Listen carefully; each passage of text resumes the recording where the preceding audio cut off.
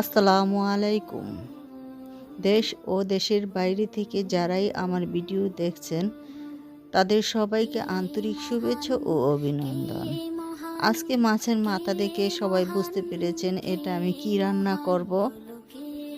কাতল মাছের মাথা দিয়ে আর মুগ ডাল দিয়ে মুড়িঘণ্ট রান্না করব।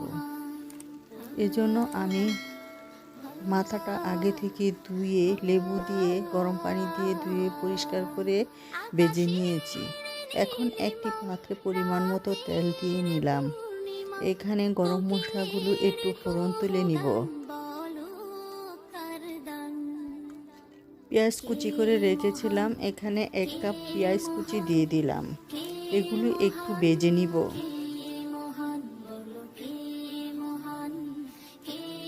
দুটা তেজপাতা দিয়ে দিলাম।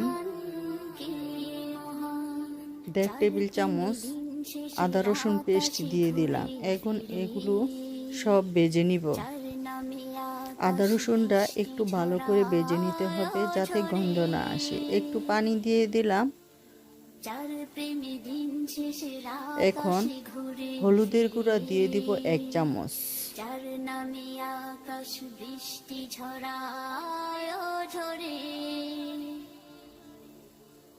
মরিচের গুঁড়া 1/2 চামচ, ধনিয়ার গুঁড়া 1/2 চামচ দিয়ে এখন কষিয়ে নিব।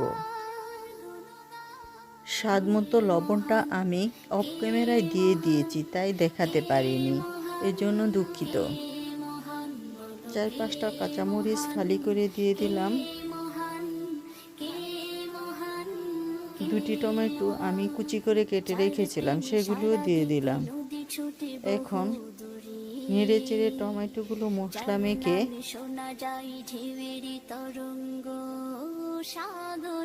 একটু পানি দিয়ে দিলাম সিদ্ধ করার জন্য।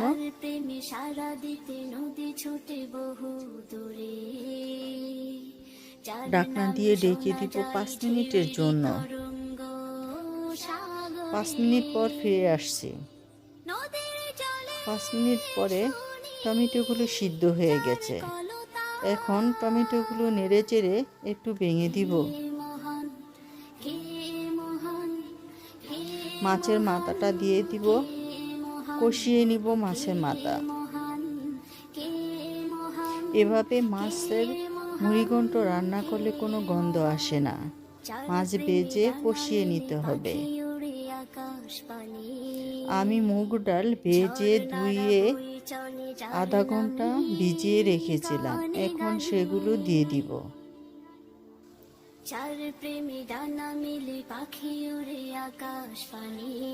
সবগুলা একত্রে নেড়ে চেড়ে মশলা মাখিয়ে নিব।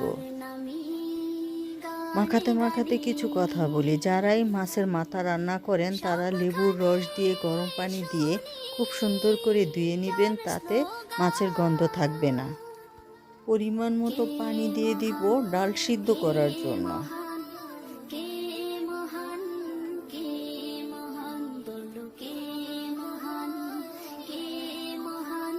আবারও ঢাকনা দিয়ে ঢেকে দিব সিদ্ধ করার জন্য। মুড়িঘণ্ট যখন মোটামুটি সিদ্ধ হয়ে আসবে, সব কিছু পারফেক্টলি হয়ে যাবে, তখনই ভাজা জিরার গুঁড়াটা দিয়ে দিতে হবে। এখানে মাস্ট জিরার গুঁড়া দিতেই হবে, তাহলে ফ্লেভারটা ভালো পাওয়া যাবে। আর এসব খাবারে জিরার গুঁড়া ব্যবহার করতে হয়। এখানে একটি টিপস জেনে রাখুন, মুগ ডাল যেহেতু সিদ্ধ হতে সময় লাগে, সেহেতু এখানে পানির পরিমাণটা একটু বেশি দিবেন।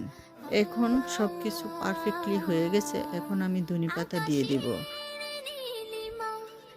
ধনেপাতা দিয়ে নেড়ে চেড়ে ঢাকনা দিয়ে ঢেকে দিব কিছুক্ষণের জন্য, যাতে ফ্লেভারটা ভালো থাকে।